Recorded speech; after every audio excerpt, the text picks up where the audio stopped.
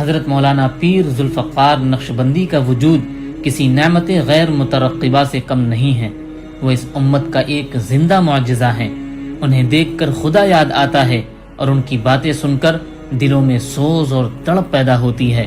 یہ صرف میں ہی نہیں کہہ رہا، بلکہ تقریباً یہی جملہ ہر اس شخص کی زبان پر ہے جس نے بھی ان کی باتیں اپنے دل کے کانوں سے سن رکھی ہے۔ واقعی کوئی زمانہ اللہ کے نیک بندوں سے خالی نہیں رہتا۔ اس کے ساتھ یہ بھی ایک ناقابل تردید حقیقت ہے کہ اللہ اپنے بندوں میں سے جس سے چاہے بڑے سے بڑا کام لے لیتا ہے۔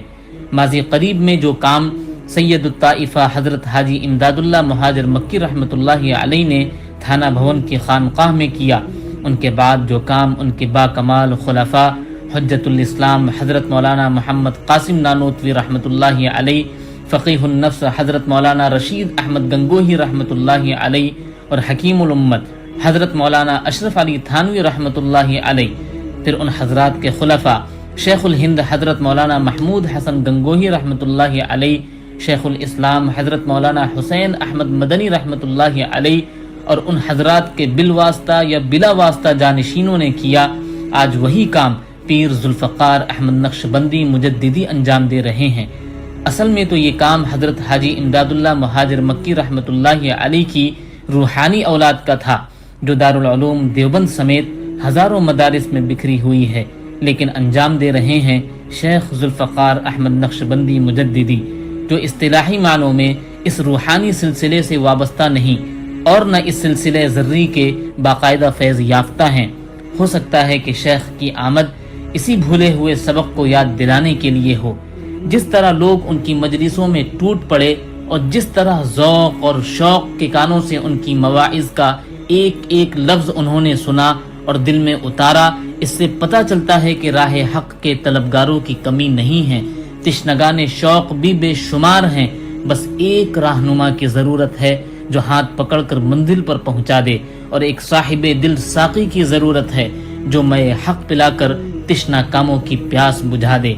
ہم نے اپنے بہت سے بزرگوں کو دیکھا ہے جن پر نگاہ پڑتی تھی تو ہٹنے کا نام نہیں لیتی تھی، بعین ہی یہی کیفیت پیر ذوالفقار صاحب کی ہے۔ چہرہ ایسا منور، تر و تازہ اور شاداب کہ نگاہ پڑے تو ہٹنا بھی بھول جائے، لبوں پر کھیلتی مسکراہٹ، آنکھوں میں یاد الہی کا سوز اور تڑپ، طبیعت میں حد درجہ انکسار اور تواضع، اپنی ہر ادا سے گہری چھاپ چھوڑنے والی شخصیت اہل دیوبند کو مدتوں یاد رہے گی۔ پیر ذوالفقار احمد نقشبندی کی پیدائش سن 1953 کو صوبہ پنجاب پاکستان کے شہر جھنگ میں ایک کھرل خاندان میں ہوئی۔ ان کے والدین نہایت ہی دیندار اور عبادت گزار تھے۔ گھر میں نماز، تلاوت قرآن کا بڑا اہتمام تھا، یہاں تک کہ تہجد کی بھی پابندی ہوتی تھی۔ اپنی والدہ محترمہ کے بارے میں حضرت پیر ذوالفقار صاحب فرماتے ہیں کہ میری والدہ محترمہ بہت پابند صوم و صلات تھی۔ جب میں چھوٹا تھا تو رات کے آخری پہر میں والدہ ماجدہ کو بستر میں موجود نہ پا کر اٹھ بیٹھتا۔ میں دیکھتا تھا کہ وہ سرہانے کی طرف مصلی بچھا کر تہجد کی نماز پڑھنے میں مشغول ہیں۔ میں منتظر رہتا تھا کہ نماز کب ختم ہوگی۔ والدہ ماجدہ نماز کے بعد دامن پھیلا کر اونچی اونچی آواز سے رو رو کر دعائیں مانگتی۔ میں نے اپنی زندگی میں تہجد کے وقت جس قدر اپنی والدہ ماجدہ کو روتے دیکھا ہے، کسی اور کو اس قدر روتے نہیں دیکھا۔ بعض اوقات والدہ ماجدہ اس حقیر بندے کا نام لے کر دعائیں کرتی تو میں خوش ہو کر پھر دوبارہ سو جاتا۔ یقیناً یہ والدہ محترمہ کی دعائے سحر گہی اور نالۂ نیم شبی کا نتیجہ ہے کہ آج ان کے بیٹے کا نام پورے عالم میں گونج رہا ہے اور ان سے دلوں کی اصلاح کا کام لیا جا رہا ہے۔ پیر ذوالفقار احمد نقشبندی کی تعلیم اسکولوں اور کالجوں میں ہوئی۔ انہوں نے کئی عصری کورسز بھی کیے۔ سن 1972 میں BSc الیکٹریکل انجینئر، پھر اسسٹنٹ الیکٹریکل انجینئر بنے، اس کے بعد چیف الیکٹریکل انجینئر بن گئے۔ محترم دوستو، آپ کو جان کر یہ حیرانی ہوگی کہ جس زمانے میں وہ انجینئر بن رہے تھے، اس زمانے میں جمناسٹک، فٹ بال، سوئمنگ کے کیپٹن اور چیمپئن بھی رہے۔ ان حالات میں تصور بھی نہیں کیا جا سکتا تھا کہ کوئی طالب علم دین کی طرف مائل بھی ہو سکتا ہے، مگر یہ معجزہ ہوا۔ انہوں نے عصری تعلیم کے ساتھ ساتھ ناظرہ بھی پڑھا، ابتدائی دینیات، فارسی اور عربی کی کتابیں بھی پڑھی، قرآن کریم بھی حفظ کیا، یہاں تک کہ جب وہ لاہور یونیورسٹی میں زیر تعلیم تھے ان کا تعلق عمدۃ الفقہ کے مصنف حضرت مولانا سید زوار حسین شاہ صاحب رحمۃ اللہ علیہ سے ہو گیا، جو نقشبندیہ سلسلے کے ایک صاحب نسبت بزرگ تھے۔ شیخ ذوالفقار احمد نے ان سے مکتوبات مجدد الفسانی سبقاً پڑھی۔ ان کی وفات کے بعد وہ حضرت مرشد عالم خواجہ غلام حبیب نقشبندی مجددی رحمۃ اللہ علیہ کے دامن سے وابستہ ہو گئے۔ یہ سن 1980 کی بات ہے۔ اس کے بعد سن 1983 میں خلافت سے سرفراز کیے گئے۔ اس دوران انہوں نے جامعہ رحمانی جہانیہ منڈی اور جامعہ قاسم العلوم ملتان سے دور حدیث کی اعزازی ڈگری بھی حاصل کی۔ اپنے مرشد کی وفات کے بعد وہ پوری طرح دین کے کاموں میں لگ گئے۔ کئی سال امریکہ میں وقت گزار کر اب مستقل طور پر صوبہ پنجاب پاکستان کے شہر جھنگ میں مقیم ہیں۔ لڑکوں اور لڑکیوں کے متعدد دینی ادارے ان کی سرپرستی اور اہتمام میں چل رہے ہیں۔ 50 سے زائد ملکوں کے اصلاحی اور تبلیغی دورے بھی کر چکے ہیں، ہر وقت سرگردہ رہتے ہیں۔ دینی و عصری علوم کی جامعیت حضرت والا کی امتیازی خصوصیت ہے۔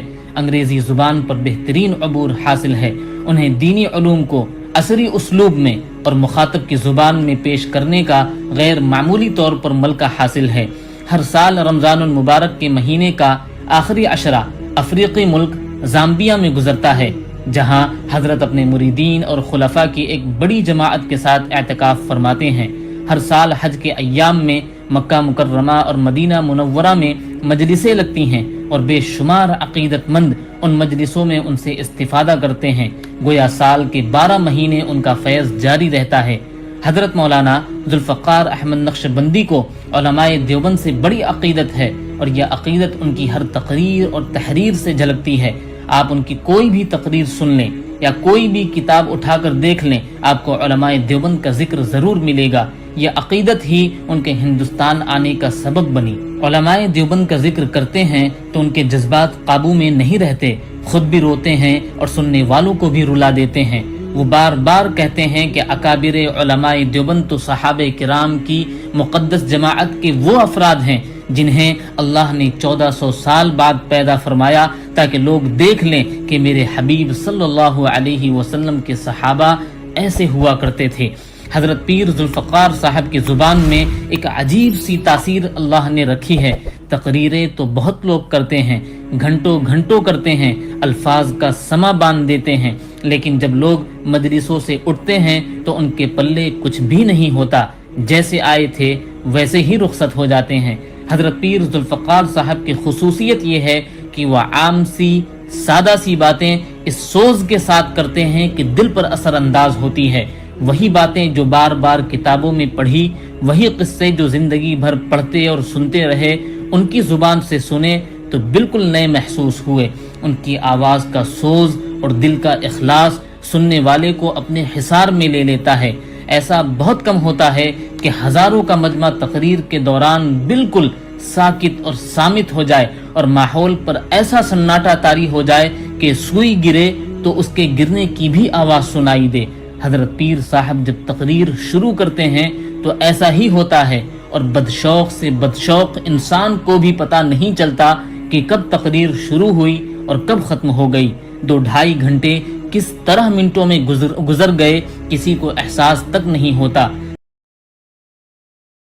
اتنی جامع، مرتب، حسب حال اور پر اثر تقریریں کم ہی سنی ہیں۔ حضرت کے ایک خلیفہ سے معلوم ہوا کہ حضرت پیر ذوالفقار صاحب اپنی ہر تقریر سے پہلے مکمل تیاری کرتے ہیں، نوٹس تیار کرتے ہیں، احادیث کا متن نوٹ کرتے ہیں، حوالے تلاش کرتے ہیں، حسب حال واقعات اور اشعار کے ذریعے اپنی ہر تقریر کو سجاتے اور سنوارتے ہیں۔ تقریر سے کچھ دیر پہلے تنہائی اختیار کر لیتے ہیں اور رب کریم سے رو رو کر دعا کرتے ہیں کہ اے میرے اللہ، میری تقریر میں اثر رکھ دے، میری زبان میں حق بات کہنے کی صلاحیت پیدا فرما۔ حضرت پیر صاحب خود فرماتے ہیں کہ میں الہامی تقریر نہیں کر سکتا، رات بھر مطالعہ کرنے کے بعد سامعین کو مخاطب کرتے ہیں۔ یہی وجہ ہے کہ ان کی تقریر موضوع کے دائرے میں رہتی ہے اور بیکار لغو باتوں سے بالکل پاک اور نہایت مرتب رہتی ہے۔ حضرت پیر صاحب کی تقریروں میں حکیم الامت حضرت تھانوی رحمۃ اللہ علیہ کا رنگ جھلکتا ہے۔ حضرت پیر صاحب جدید تعلیم یافتہ طبقے کو متاثر کرنے کی بھرپور صلاحیت رکھتے ہیں۔ ان کا مطالعہ بڑا وسیع ہے، مشاہدہ گہرا ہے، وہ مغربی تہذیب کے مظاہر دیکھ چکے ہیں،